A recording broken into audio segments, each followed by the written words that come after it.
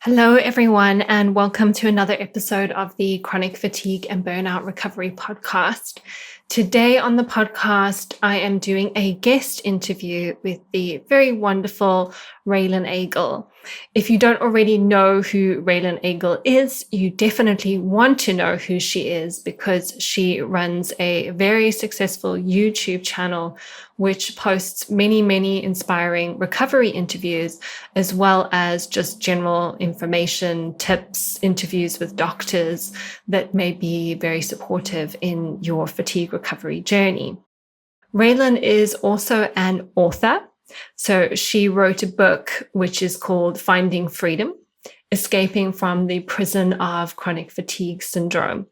And in my own recovery, I stumbled across Raelan's book and I ended up reading it. And although everybody finds their own journey to recovery differently, I did really find Raelan's book really helpful to bring me back to the basics. You've probably heard me talk on the podcast before about how much the basics matter and how it's really important to do the simple things consistently to get the results instead of thinking we need to do fancy or expensive interventions all the time.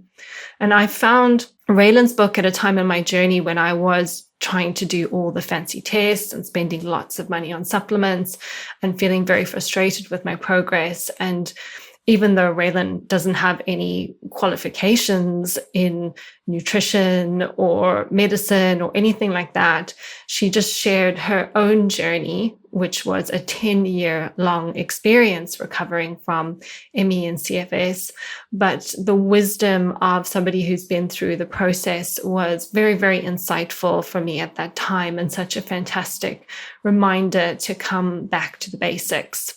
Since reading Raelan's book and fulfilling my own recovery journey, one day Raelan reached out to me on Instagram and asked me if I'd like to be on her YouTube channel. So you can also find a few of my interviews on Raelan's YouTube channel as well, where we have collaborated on a few projects together. And I just find her an incredible human. She's doing wonderful work for the fatigue recovery community. And if you don't already know about her, I really hope that you will enjoy learning more about her in this interview. I hope that you'll enjoy all the offerings on her YouTube channel. And even if you do know who she is and what she's all about, I just hope that you'll enjoy this conversation today. So no more waffling from me. Let's begin the episode. Hello, everyone, and welcome back to another episode of the Chronic Fatigue and Burnout Recovery Podcast. Today, I am with Raelan Agle, who I am very excited to interview. I have featured on Raelan's YouTube channel many times in the past, and we've collaborated on a few projects in the past. And also, Raelan, I'm not sure if I ever told you this, but I discovered your book in my own chronic fatigue recovery. So it's wonderful to have you here on the show today. And I thought maybe just a really good place to start would be for you to tell everyone a little bit more about you. Sure. And thank you for having me, Anna. I just adore you and everything that you do. I think you are such a gift to this community, and I'm honored to be here. So thank you. Thank you for including me. Well, it's such a pleasure to have you. I know you were very busy when I first reached out. So I know time and energy is always precious, and I appreciate you giving both to me, but also to the listeners as well. I'm sure they're really going to enjoy this. Yeah, it's one of those lessons that I'm still trying to learn from my own journey with chronic fatigue syndrome, or ME/CFS. I once I got past it, I vowed I'd never get back into the busy, fast-paced life, but it's challenging. Those old personality traits kind of die hard and things start to build up. So yeah, always stuff to juggle. But yeah, so for people who aren't aware, I had my own about 10-year journey with ME/CFS. I actually grew up with a mother who, when I was about 5 years old, became unwell and was eventually diagnosed with chronic fatigue syndrome. So yeah, she, it took a while for doctors to figure out what it was, but eventually she got the CFS diagnosis, and she remained unwell with it for the remainder of her life. And then when I was about 30 years old, I got a really bad flu that just didn't seem to want to go away. And eventually I also was diagnosed with chronic fatigue syndrome. So it was like it is for everybody, it was a really rough journey a lot of the time. The first couple of years is when I was my most unwell, and it came on very suddenly. And I very quickly had to take a long-term disability leave from my job. I was doing a part-time master's degree at a university, and I had to take a disability leave from that as well. I used to work out 5, 6 days a week and just very active socially and traveling and just everything almost overnight. It felt like, anyways, just came to a stop.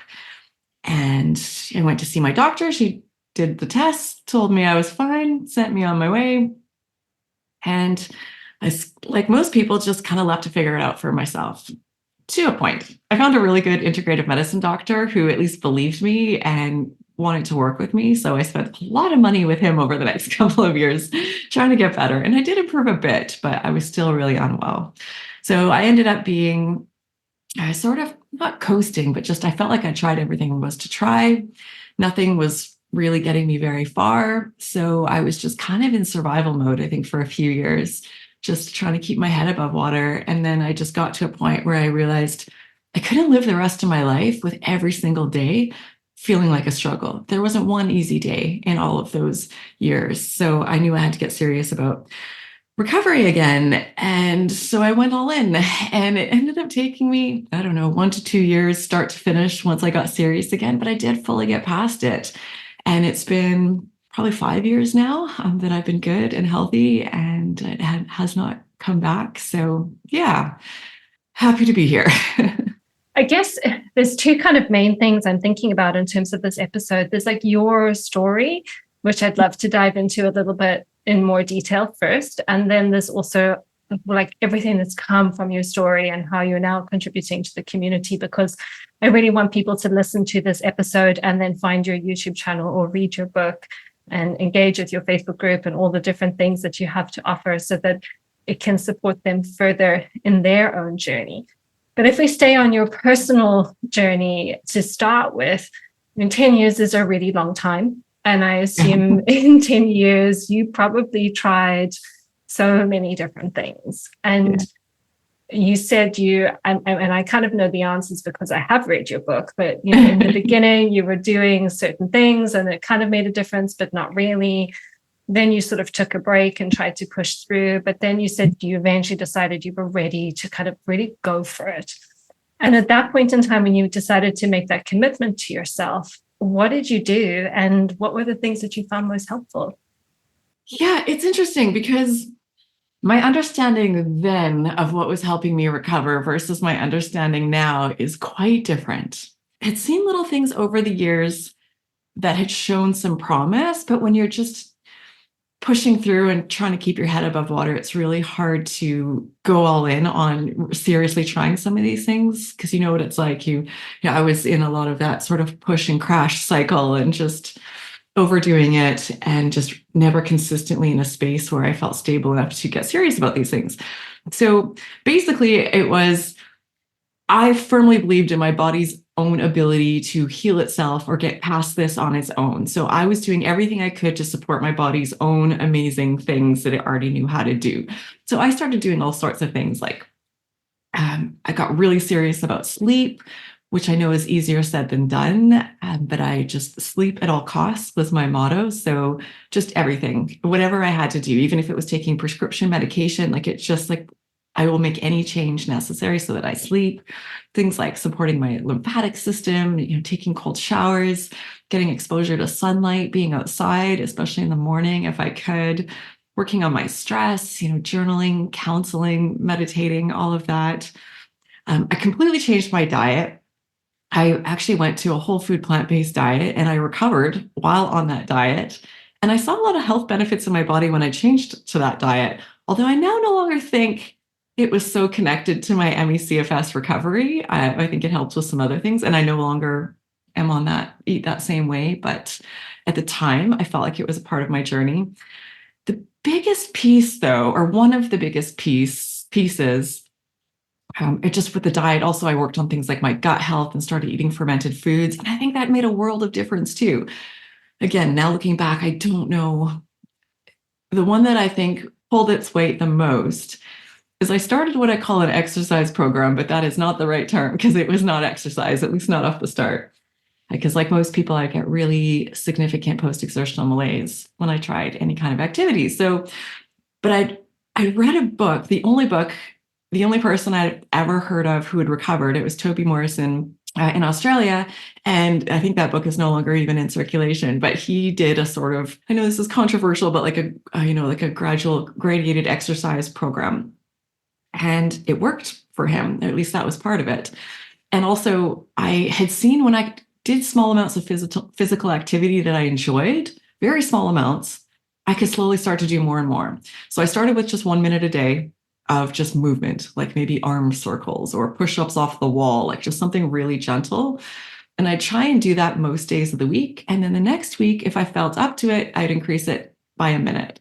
And every week I kept doing that as much as I could. And it by far was delivering the most results. Every time I'd up it by a minute, I'd feel my body push back. I'd get some of that post-exertional malaise, but it was manageable. And I was at peace with it. I expected it. I'm like, this is part of the process. I'm going to have to feel a little bit worse sometimes to get a little bit better. But then, whereas 2 minutes of movement would make me feel unwell, the next week I could do 2 minutes and I was fine. And now it was 3 minutes that would make me feel unwell. So just by pushing that needle every week, within a year, I was doing hour-long workouts at the gym, pushing as hard as I wanted, strength training, and I was good. And I didn't really understand what was happening at the time, but a lot of us now are seeing that at least in some cases, there is, the autonomic nervous system, our threat assessment systems, our brain is involved in assessing threats, perhaps in a hypersensitive state or inaccurately for whatever reason. So I think it was more of a gradual re-exposure therapy, or almost like a phobia therapy. It was just training my brain, training my nervous system that exercise was okay. So it wasn't that 1 minute of arm circles that was, quote unquote, curing the CFS. It was just, for years had been terrified of movement and exercise, and it just instantly triggered symptoms in me. So I now, at the time, I thought of it as more of a physical intervention, but I mean, it is physical, but I was thinking of it more of it in terms of my muscles. And now I think of it more in terms of my nervous system, my brain, and so forth. So yeah, it was a lot of different things, a lot of things that all help my health generally. But I think the biggest ones were working on stress and my mental health state overall, and also this kind of gradually adding in more activity and getting my body used to it. Yeah. And I was just thinking and listening to you talk about how you did like 1 minute and then the next week you did like an extra minute. It actually takes a huge amount of discipline not to do more than your daily allocated minutes. And I also remember like when I read your book and you had like spreadsheets and like all sorts of like things where you organized, everything was really, really super organized. And I was curious about how you felt about the concept of consistency.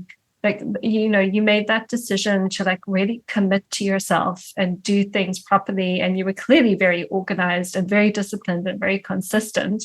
And how much do you feel that played a part in the journey? Yeah, I think I'm lucky, or this approach, if tried with the wrong mindset, I think could completely backfire, because I hear about the spreadsheets and all of that. I'm like, oh boy, that could be stressful all on its own. But I was really excited about it. So the spreadsheets were exciting for me, and I was, at peace with it. And I had a lot of flexibility with the process, despite the spreadsheets. So if I didn't want to up it the next week, I'm like, no, I'm good at 3 minutes. I'm not going to go to 4. I just wouldn't. But I do think that discipline, when combined with self-compassion and flexibility, is really important, because for me, it was all about just sort of showing up and doing the reps. I, frequently compare it to a person who's going to the gym and trying to get bigger biceps. They just have to keep showing up and doing those bicep curls. And it's okay if you miss one day. It's not going to ruin your whole progress, but you have to show up consistently enough if you want to get where you're trying to go. So I think the discipline piece and being organized is important. And one of the many takeaways from all of this for me was that the things that deliver the biggest results are those really small, seemingly insignificant things done repeatedly over time. And on any given day, it doesn't really seem like they're getting you anywhere. But as long as you're heading the right direction, the right trajectory, I always like to talk about, you're going to get there eventually. So I think it is a lot of that commitment to yourself and that repetition so that you can slowly get where you're trying to go. Yeah, it was a bit of a loaded question because this is what I'm also seeing with the clients that we work with in my practice, is that some people are just not spreadsheet people, and that can be stressful for some people. But I think if you're not a spreadsheet person, you can find your way to do things. But I think that, that compounded interest over time of doing things really well and doing it with consistency really does make a difference. And often I find I'm like holding the reins back on clients because they want to do more as soon as they see things are progressing. And sometimes I'm almost just like, no, let's just keep repeating what's already working instead of feeling that you have to add more on at any point in time. So it's interesting to hear you reflect that back from your own experience. Yeah, and it was the reasons I wasn't successful with this in the past is I always tried to do too much. So I just decided, I'm going to start so small that it feels like it can't possibly be helping. Like, I'm just going to start in the ridiculous range and I'm just going to be at peace with that. Because I've tried the other way a zillion times and that doesn't work. And like many of us, before I got CFS, I was sometimes working out 3 or more hours a day. I was just an overdoer of things. If some is good, more must be better. So to do 5 minutes of exercise felt like that was already super toned down. So yeah, it's a completely different way of thinking. And it's a whole different level of self-control. Yeah, it's you take that self-discipline you use to go to the gym 3 hours a day, and now you apply it to making sure you only do 3 minutes of exercise. Yeah. It's like a complete reversal, but at least you have that strong self-discipline muscle, which seems to have served you in your journey. In terms of just this experience, I'm sure you'll agree, it just completely changes you as a person. It's the most horrific thing to go through because your whole life essentially falls apart and you have to rebuild it.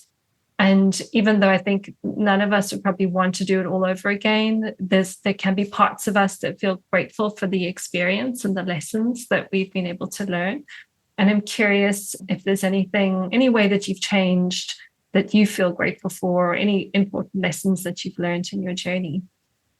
Yeah, it's such a hard thing to wrap your head around. And we hear this from people a lot. So I know this isn't unique just to me, but oh, please don't make me go through that again. If I had to go through that 10 years again, I don't even, it was a nightmare. There were good times, there were more challenging times, but it was definitely, I know I hit some really, really low spots and it was such a horrible thing to go through. But that being said, I could never take it back. If someone gave me a magic wand and just said, okay, let's just take those 10 years away. You never had to go through that. I couldn't do it because it completely changed me. I was just not on the right path in my life before this hit me. And I don't think that's a coincidence that that's when this hit me. I was in a marriage that ultimately at the time was no longer going well. I was in a career that was in a really bad fit for me. I was a social worker and I was working in a busy hospital, and I just every day was just really tough. And even just a lot of my social circle and just so many things. I didn't even want to be living where I was living, the city I was in, just everything in my life felt off. But I felt stuck and I didn't have the courage or the whatever you need to make those kind of big life changes. So it forced everything to stop. I mean, for one, I just always kept so busy that I never really took time to even reflect too much about these things or address them or admit, be brave enough to tell myself that, okay, maybe this isn't a good fit. Maybe I need to change careers. Maybe I need to get out of this marriage. Maybe I need to move to a new city or country. So it forced me to start looking at these things because all of a sudden it was just quiet. All the noise was gone and all I had was time to sort of reflect. So it was sort of like growth boot camp. And so many of the things that I learned as I was working my way through this journey with MECFS about getting past it, at the time I thought were just tools to help me get past it. But virtually all of them I still use today.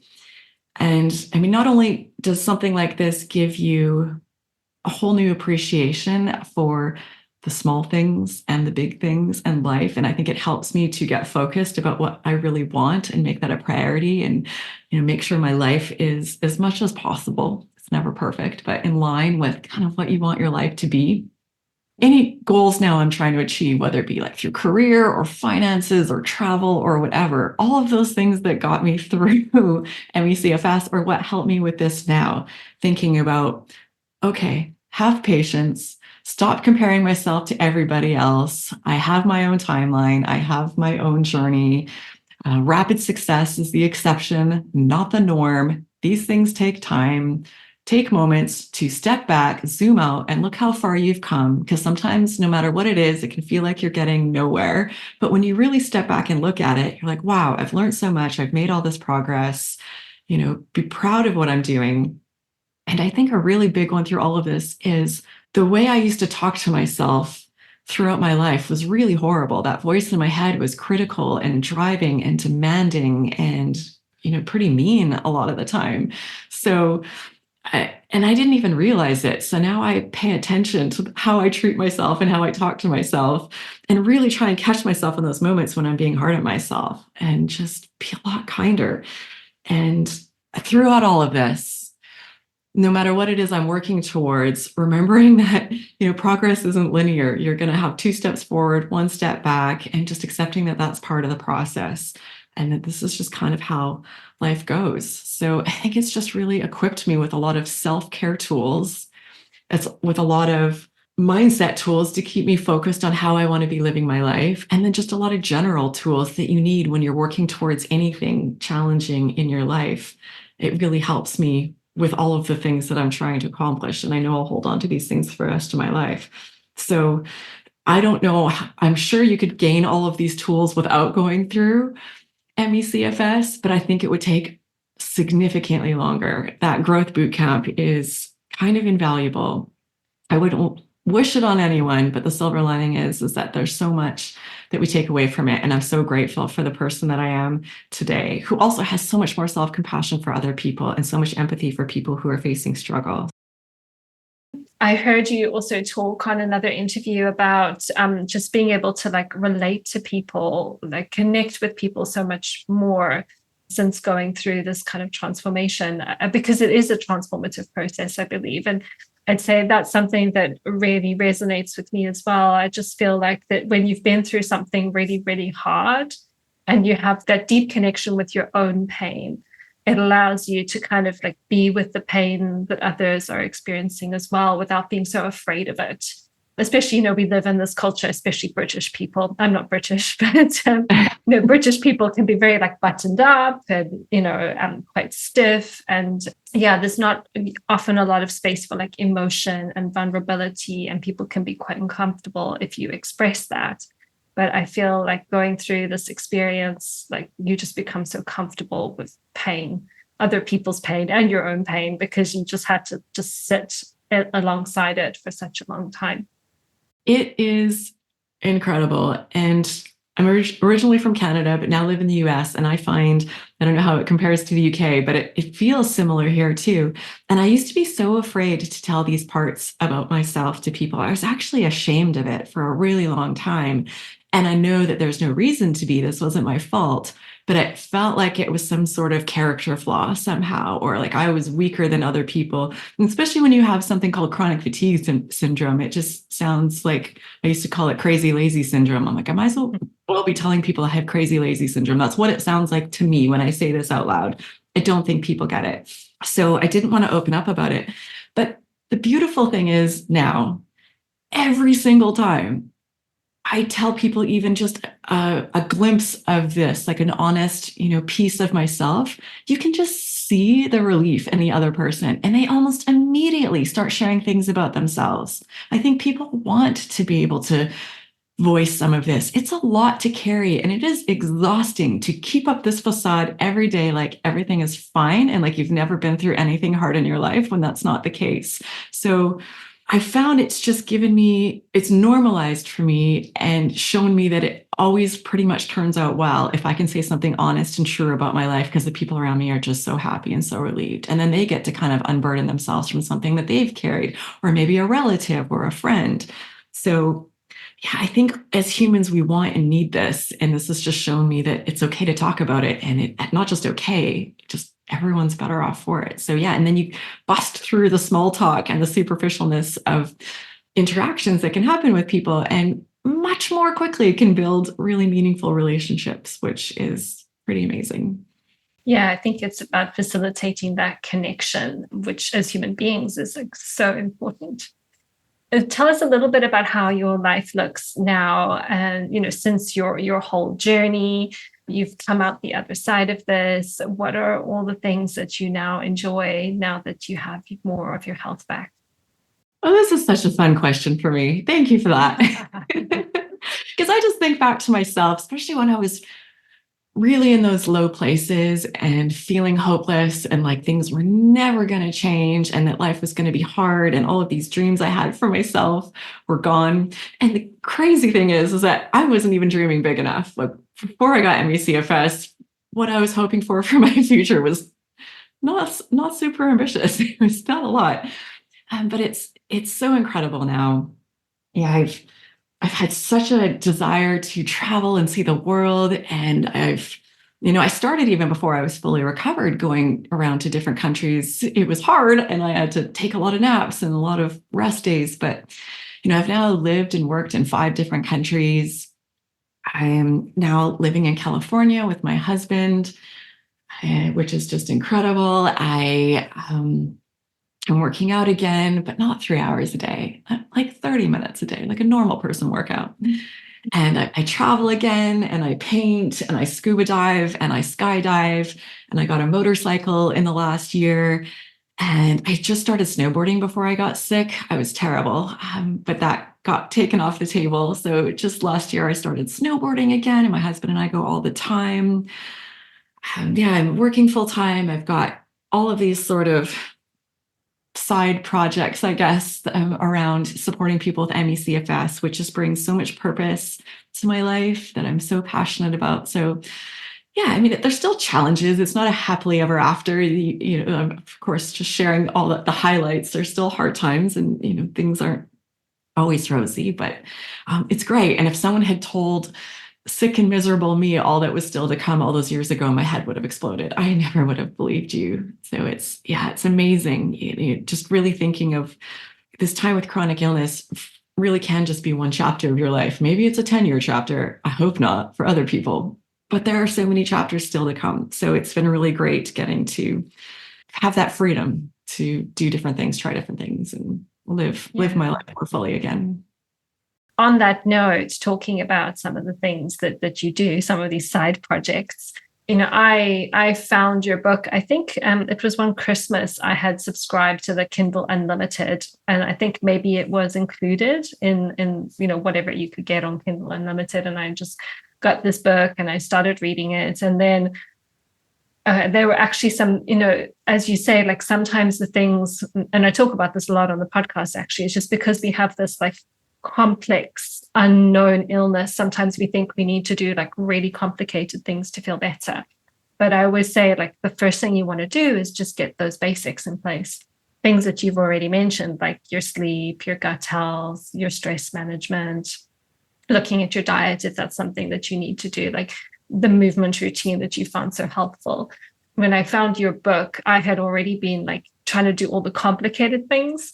And it was really like a nice anchor just to come back to some of the basics again. And then, I read the book and my journey continued. And then one day I just got a message on Instagram, I believe, from you. And you were like, do you want to come on my YouTube channel? And I was like, yeah, sure, let's do it. So tell us a little bit about all the ways you serve the community, because you really do so much. And people who don't already know about you need to know. I appreciate that. Thank you, Anna. Yeah, I started with my book. I felt I had a story to tell. When I came through this. I'm like, oh my goodness, my mother never recovered. All I ever hear is that no one ever recovered. I'm like, I actually got past this. This is incredible. So I just wanted to get my story out. And I will admit I had a bit of a naive notion that I had stumbled on some sort of formula that would probably work for other people, thinking that not that there are the one size fits all program, but not that there was one. So I wrote my book. I had two goals with it. The first half of it reads like a memoir. So it's just sharing my story. And although I cover the heaviness of it, I also try and make it light and funny and uplifting. And people just tell me it's like, oh, it's like you're telling my story, that it's just validating to hear and read about someone going through. I felt that way when I read it. Yeah, there were so many parallels, I think, in our personality types as well.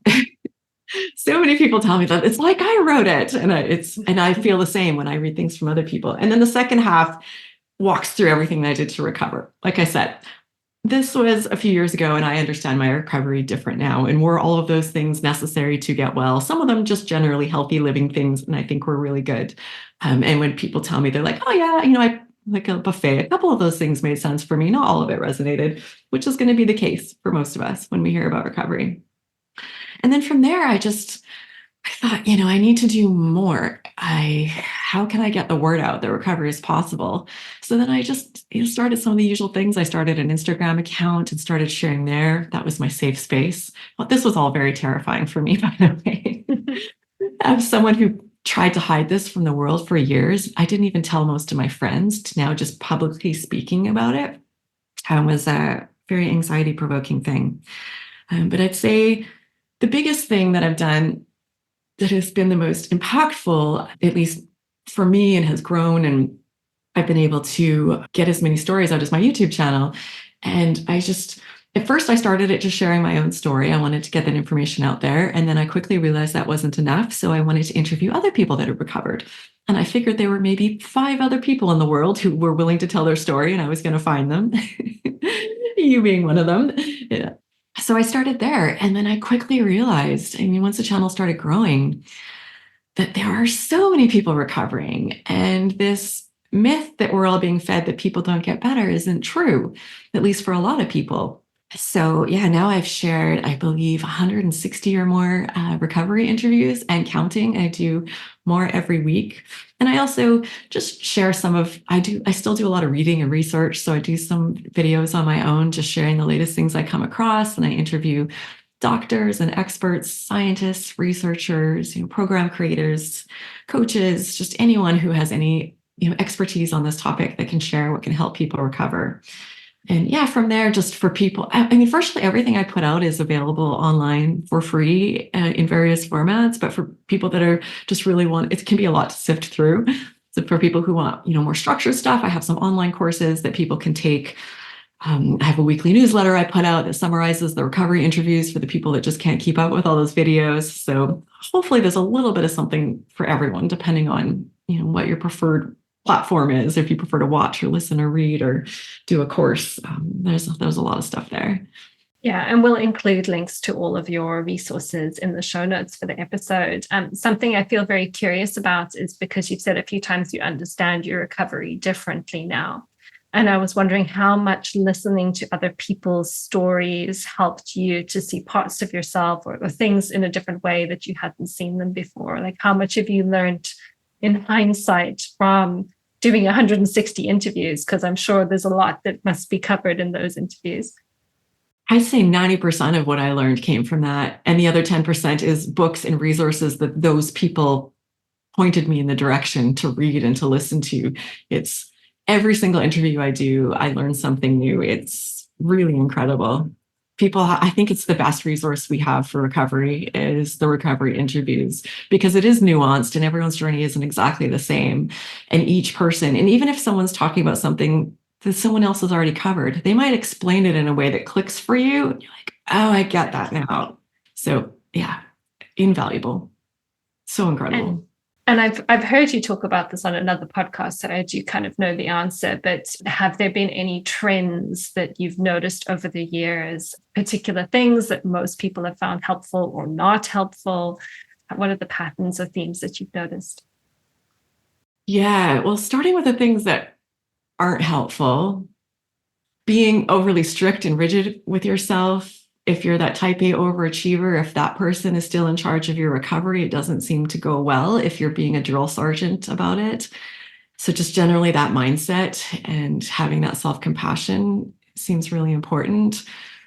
I mean, I wish I could do clips just from all of the interviews that I've done, because I think you'd have, of 160, you'd probably have 158 of them say, I spent a ton of money on supplements. They didn't help. I'm not saying that there are no supplements that help anybody. You know, if you're listening, there are things that help you. That is fantastic. It's just, as an overall theme, I think spending a fortune on supplements and taking a ton doesn't seem to be one of the more impactful methods. And even with my career and understanding of supplements, I still did that. So, you know, I think that's what helps me be more compassionate and less heavy-handed with supplements with my clients, is because I do believe some things can really be helpful, but I also made the mistake of just also spending loads of money on things that I didn't need to spend money on.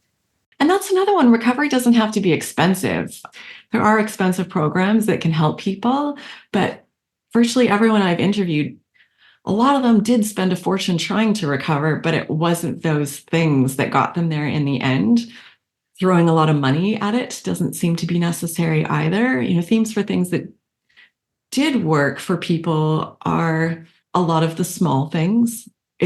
I used to get really uncomfortable when I started doing the interviews, because I know that there are people watching who are severely unwell, some of them bedbound, you know, just really in a bad place. And then I'd be interviewing these people that would be talking about how meditation and, you know, getting out of a career they didn't like, or breath work or sunshine. And I'm like, oh my goodness, people are going to be so angry at me, like, because this isn't the answer that people are looking for. Like, this is a very serious physical condition, and it's going to need a serious physical complex intervention to fix this.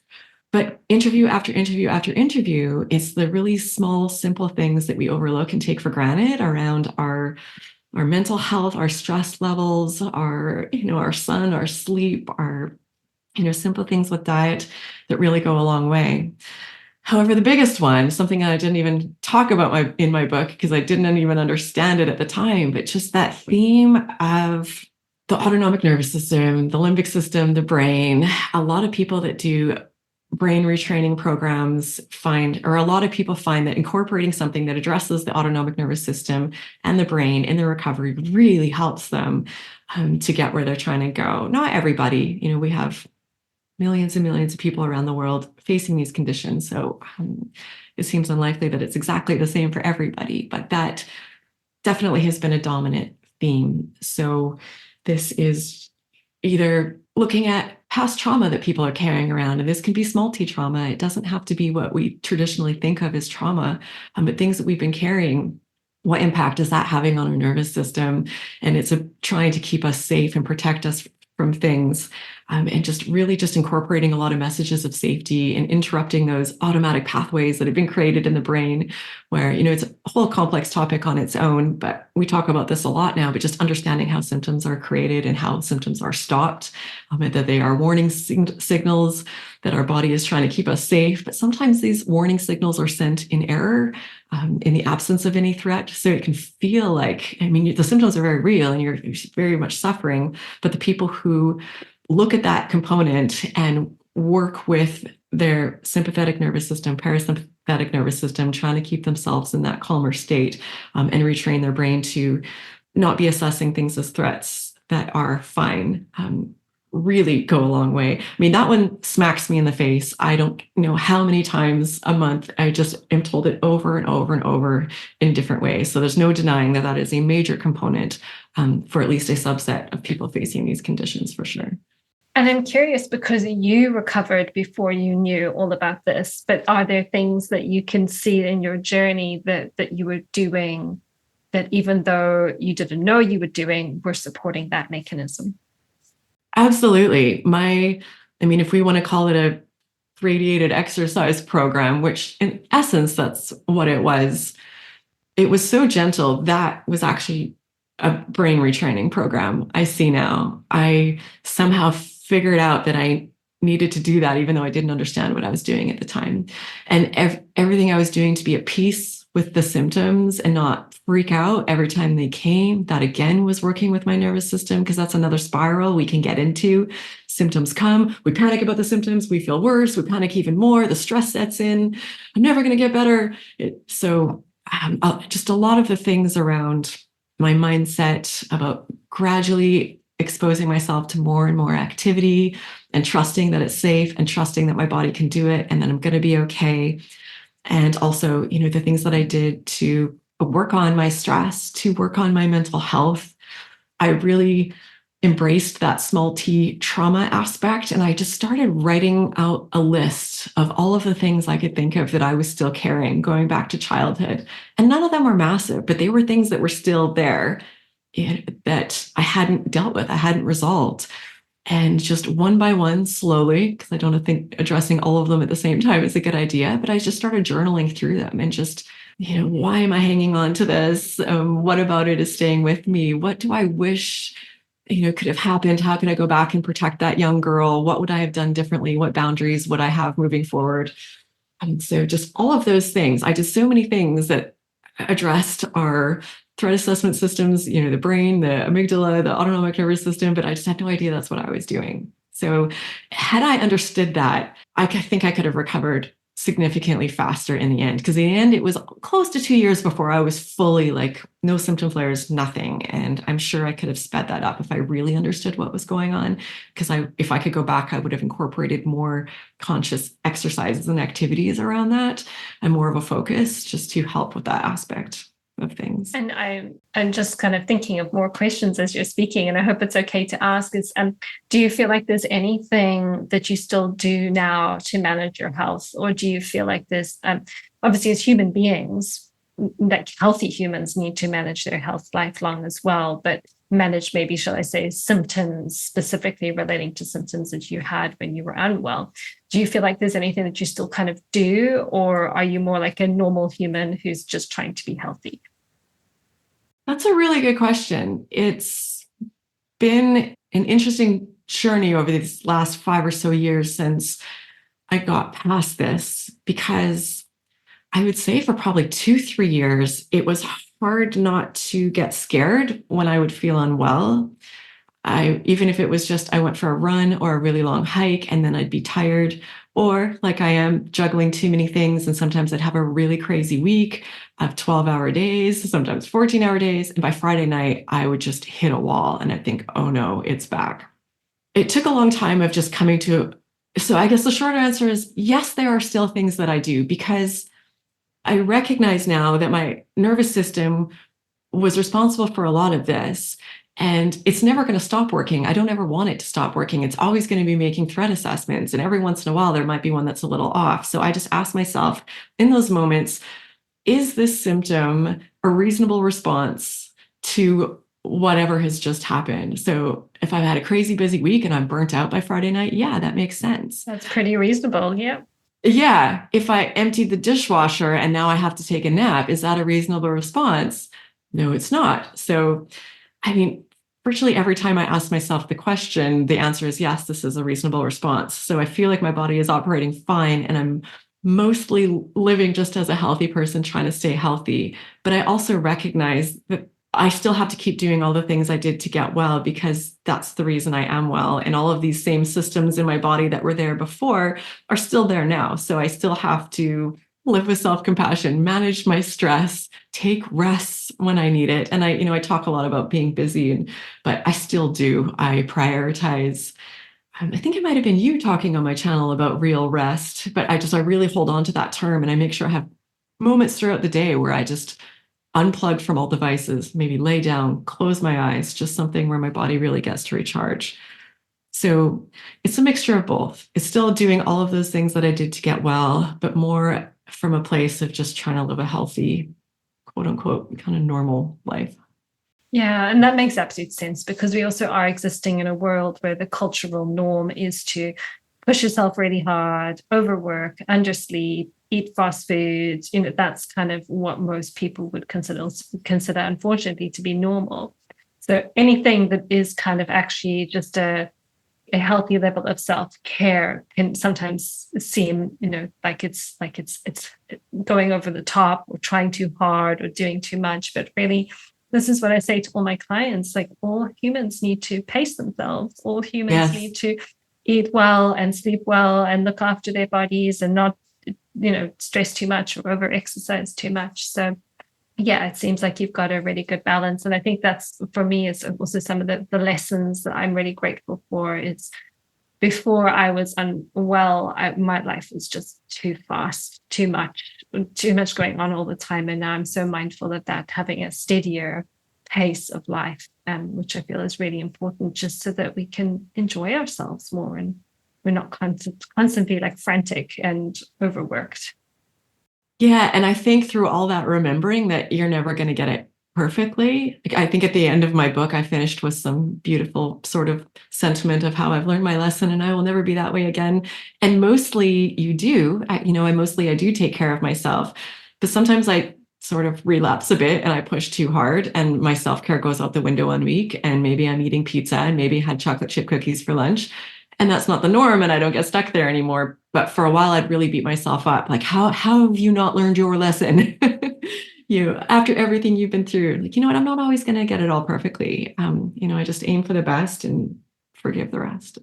Yeah, absolutely. And I think a really important point there to make is because a lot of people say, oh, I'll never go back to how I was before.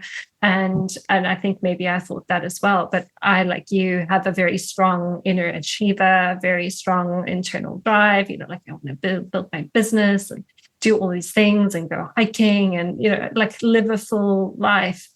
And now, especially, like work is getting busier and busier. And I'm noticing like some of those old patterns coming back. And you think that they're never going to come back, but they do come back. But there's two things I think is I've got so much more capacity in my nervous system to hold the intensity of it all. But also I have the ability to recognize the warning signs so much earlier and respond so much better.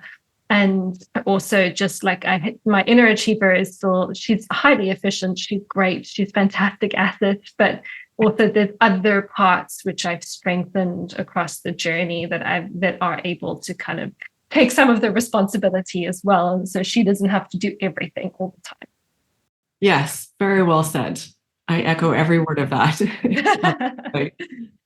And so just wrapping up, are there any sort of final messages that you would love to share for the community and maybe just talk a little bit about how people can find you, although we will put links with the show notes as well? In my experience and the many people that I talk to, if you're going through something like this right now, you're facing one of these chronic health conditions, which can be so incredibly challenging. I think it just comes down to patience, self-compassion, and hope. I know we see stories of people who recover very quickly, but in my experience, that's really not the norm. Being kind to yourself, not just because it's the right thing to do and it feels good, but oh my goodness, it's such a dominant theme that it's something that helps people to get past this more quickly. And then the last one, hope, and I think it's the most important one, and that's just about not giving up. And, for a time I kind of did. It can feel like this is just it. I just have to accept that this is it. And it's good to accept that this is where you are, but I personally don't ever want to accept that this is how it's going to be for the rest of my life. So whatever you can do to have that hope, whether it's, listening to Anna's amazing podcast, listening to recovery interviews, borrow hope from other people when you need it, but just to not give up. And it's okay. You don't have to be hopeful and believing in this every minute of every day or every week of the year, but just try not to get stuck there when you get in those down places, be there, feel it, process your emotions, and then move on and just keep looking and do whatever you have to do to find what you need for that resilience to keep picking yourself back up and be like, okay, I'm going to keep trying. My answers are out there. I'm going to find them. I've got this. I think it's just really important. Yeah, those are such beautiful words. And on the note of recovery stories and resources and all of that, where can people find you? The best place probably is just my website, RaelanAgle.com. So it's got information about my book, my YouTube channel. You can sign up for my newsletter, about the courses that I have. I have one called Brain Retraining 101 for ME, CFS, and long COVID recovery. So just short, easily digestible videos to the point, helping you understand the process and giving you tools to use. I also have a course on pacing. I did one on meal planning that Anna, you are a part of, actually. She was a guest speaker and really incredible. Yes, we spoke about my favorite topic, which is blood sugar. And I must say, one of my clients took that course and she found it really helpful. Oh, good, good. Yeah. So yeah, website has it all. So probably the best place to go. Okay. Raelan, thank you again so much for your time and energy, not just for today, but because I know how much work goes into all the resources you put out there. And it's just, the majority of everything that you offer is just completely free and in service of people who desperately need it. So on behalf of myself and the rest of the community and the people who haven't even found you yet, just a really, really big thank you for everything you do. Your work in the world. And thank you so much for being here with us today. Oh, it's absolutely my pleasure. I'm honored to be here and right back at you. So much respect and so much gratitude for you and all that you do. So thank you, Anna. Oh, thank you everyone for listening, and we will see you in the next episode.